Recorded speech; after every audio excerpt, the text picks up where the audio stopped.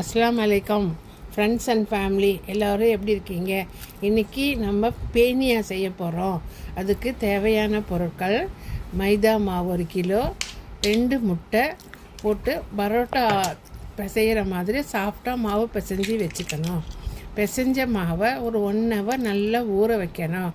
ஊறினதுக்கப்புறம் நம்ம அந்த மாவை பரோட்டா தேய்க்கிற மாதிரி சாஃப்டாக சன்னமாக தேய்ச்சி வச்சுக்கணும்.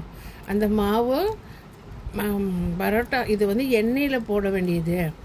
நம்ம சன்னமாக தேய்ச்சதை எண்ணெயில் போட்டு கொஞ்சம் முறுவலாக எடுத்து வச்சுக்கணும்.